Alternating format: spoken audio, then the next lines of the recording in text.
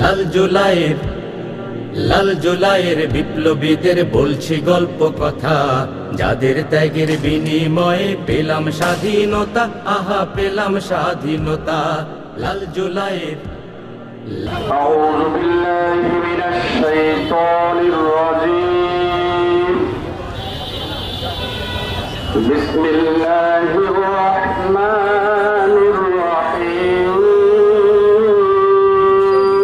বাংলাদেশ শ্রমিক কল্যাণ ফেডারেশন চট্টগ্রাম মহানগরীর উদ্যোগে ৩৬শে জুলাই বিপ্লব বার্ষিকী আজকে সারা বাংলাদেশে সেমিনার সিম্পোজিয়াম মিছিল আলোচনা সভার মাধ্যমে লাভ পালন করা হচ্ছে। শহীদদের স্মরণে দীর্ঘ ১৭ বছর ব্রিটিশের অত্যাচার জুলুম নির্যাতনের শিকার হয়ে ২৪শে জুলাই অভ্যুত্থান ঘটেছিল। সে আমরা ১ বছর পার হতে যাচ্ছি, এখনো পর্যন্ত সেই ব্রিটিশদের আগুনে বাংলার জমিনে আমরা এখনো দেখতে পাচ্ছি।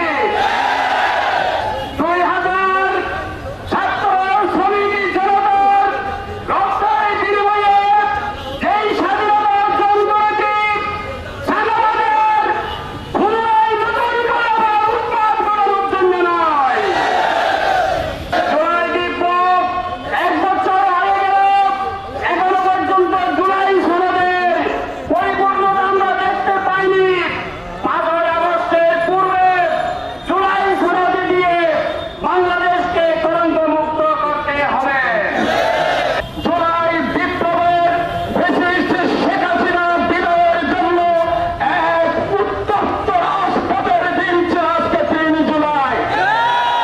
প্রিয় উপস্থিতি, ২০১৩ সালে আমাদের নেতৃবৃন্দদেরকে হত্যার উদ্দেশ্যে তথাকথিত বাস্তবতা যুদ্ধাপরাধ ট্রাইব্যুনালের মাধ্যমে আমাদের জাতীয় নেতৃবৃন্দদেরকে তারা জুডিশিয়ারি হত্যায় মেতে উঠেছিল। এরপরে আমরা দেখেছি ৭ সপ্তাহে নিরীহ মুসলমানদেরকে নির্বিচারে হত্যা করেছিল। এই নতুন বাংলাদেশের স্বপ্ন হচ্ছে দীর্ঘ ৫৪ বছর আমরা যাদের শাসনে দেখেছি, তারা বাংলাদেশকে কিছুই দিতে পারে নাই। শিক্ষা ব্যবস্থা থেকে শুরু করে, অর্থনৈতিক ব্যবস্থা থেকে শুরু করে, পররাষ্ট্রনীতি থেকে কোনো কিছু তারা আমাদেরকে দিতে পারে নাই। আজকে সময় এসেছে বাংলাদেশ জামায়াত ইসলামী টেকনাফ থেকে তেঁতুলিয়া, রূপসা থেকে পাটুরিয়া আওয়াজ তুলেছে। এই নতুন বাংলাদেশ হবে ইসলামের বাংলাদেশ, ভবিষ্যতের বাংলাদেশ হবে দাঁড়িপাল্লার বাংলাদেশ। আমরা দেখেছি এই জুলাই অভ্যুত্থানের পূর্ববর্তী মুহূর্তে দীর্ঘ ১৬-১৭ বছর এদেশের তৌহিদি জনতা তাদের রক্ত দিয়েছে। জেল, জুলুম, নির্যাতন, হত্যা, গুম, বাইরে হলে গুম এবং ভিতরে থাকলে বেডরুমে খুনের মাধ্যমে বাংলাদেশকে একটি হত্যাযজ্ঞের পুরো রাষ্ট্রে তারা গঠন করেছিল। এমনিভাবে তারা শুধু তাই নয়, আমাদের পাখির মধ্য দিয়ে আল্লাহ রাব্বুল আলামিন যেভাবে আব্রাহাকে ধ্বংস করেছিল, ঠিক অন্য পদে আল্লাহ রাসূল সাল্লাল্লাহু আলাইহি ওয়াসাল্লামের সেই হাদিসের কথা মনে পড়ে, যে হাদিসের মধ্যে আল্লাহ রাসূল সাল্লাল্লাহু আলাইহি ওয়াসাল্লাম বলেছেন, মানুষের মাঝে মাঝে এমন কথা বলে যে কথার মধ্যে দিয়ে আল্লাহ রাব্বুল আলামিন তাকে অপদস্থ করে, যেটির প্রমাণ পেয়েছি বিগত পুরো বিশ্বে যে ফ্যাসিস্টের জন্য তাকে নোবেল দেওয়া দরকার, সেই শেখ হাসিনা যখন বলেছিল এই রাজাকারের বাচ্চারা কি সবচেয়ে মেধাবী, একতার মধ্য দিয়ে মূলত রব্বুল আলামিনের ফয়সালা কার্যকর হয়েছে। ও ১,৪৭,০০০ ভারতে পাড়ি দিতে বাধ্য করেছে। যারা ২,০০০-এর মতো মানুষকে হত্যা করেছেন, ৩০-৪০ হাজারের মতো মানুষকে আহত সংযুক্ত বরণ করতে বাধ্য করেছে। তাদের কি বিচারের আওতায় নাই না? যদি আমরা আবার নতুন করে এরকম আধিপত্যবাদ এবং নব্যপ্রতিষ্ঠাকে যদি আবার জায়গা দেওয়ার আমরা সুযোগ করে দিই, তাহলে বাংলাদেশ আবার জাগবে না। যারা আমাদেরকে, আমরা ইতিহাস বলে দেখছি, আমরা ২৪শে জুলাই এসে রক্তাক্ত জনপদের চিত্রগুলো যখন দেখি, আসলে আমরা নতুন করে একটি প্রেরণা পাই। আসুন আমরা আমাদের সিদ্ধান্ত গ্রহণ করবো। যেখানে দুর্নীতি সেখানে আমাদের অভিযান, যেখানে দুর্নীতিগ্রস্ত সেখানে আমাদের সংগ্রাম, যেখানে অন্যায় সেখানে আমাদের সংগ্রাম, যেখানে বঞ্চিত মানুষ সেখানে আমরা এগিয়ে আসবো। এই আন্দোলনে শ্রমজীবী মানুষের ভূমিকা কি গুরুত্বপূর্ণ ভূমিকা পালন করেছে আমরা আন্দোলন কেন্দ্র থেকে নিউ মার্কেট চত্বর পর্যন্ত দেখেছি।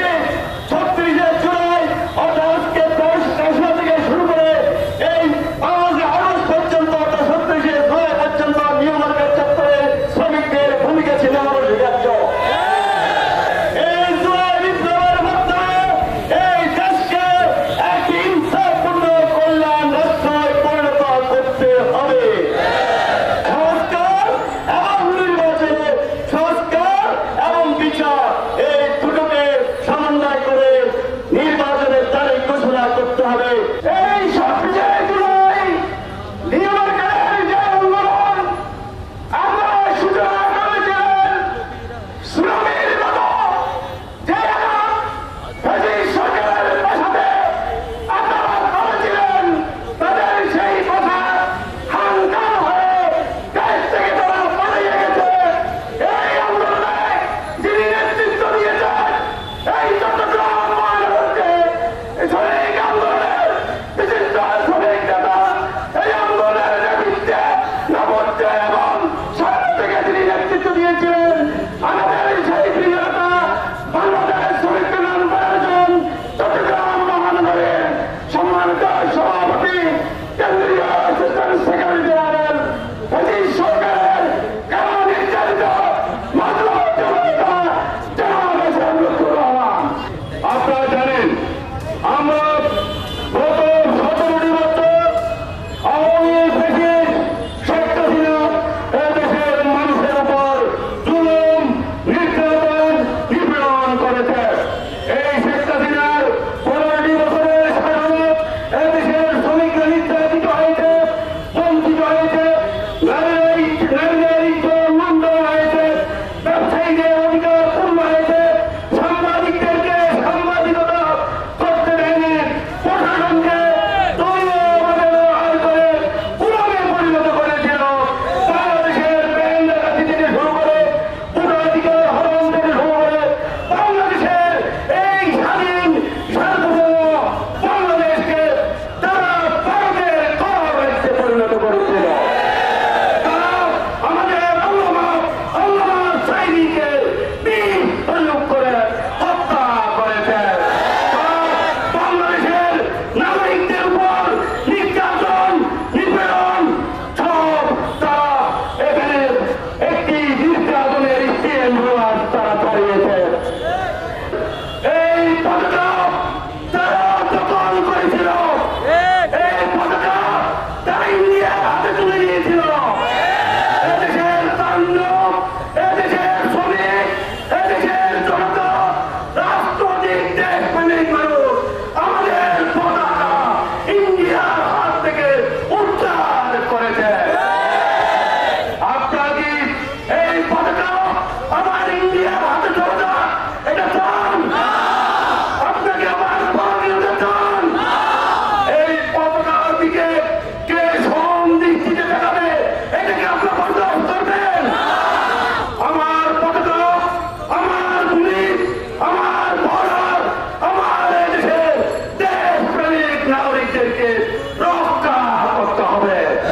শেখ হাসিনা আর 100 বছর আওয়ামী লীগ শেখ হাসিনা তার দোসররা বাংলাদেশের ভূমিতে পা দিতে থাকবে।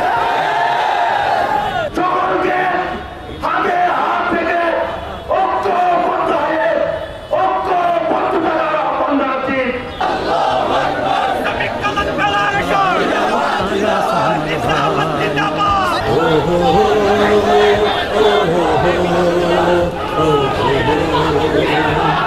দুর্দশকের জলদিগুলো থেকেছে, জীবন দিয়ে গল্প সবাই বিদায়ের স্বপ্ন লিখেছে।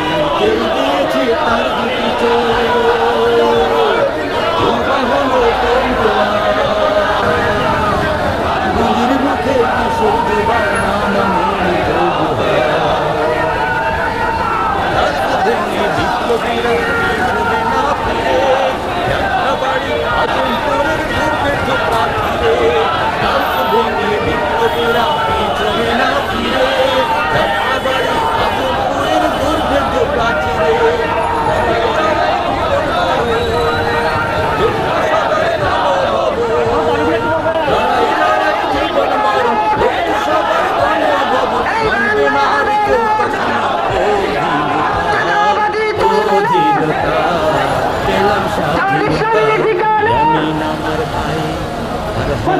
ভাই, দীপ্ত আমার ভাই, কাঙ্গুল আমার ভাই। লাল জুলাইয়ের বিপ্লবীদের বলছি গল্প কথা, যাদের ত্যাগের বিনিময় পেলাম স্বাধীনতা, আহা পেলাম স্বাধীনতা। বুকের তাজা রক্ত দিয়ে বীর শহীদের সুধা পিয়ে, বুকের তাজা রক্ত দিয়ে বীর শহীদের সুধা পেয়ে উঠল জেগে সারা দেশের ছাত্র জনতা, পেলাম স্বাধীনতা। লাল জুলাইয়ের বিপ্লবীদের বলছি গল্প কথা, যাদের ত্যাগের বিনিময় পেলাম স্বাধীনতা, আহা পেলাম স্বাধীনতা। যাদের ত্যাগের বিনিময় পেলাম স্বাধীনতা, আহা পেলাম স্বাধীনতা। যাদের ত্যাগের বিনিময় পেলাম স্বাধীনতা, আহা পেলাম স্বাধীনতা।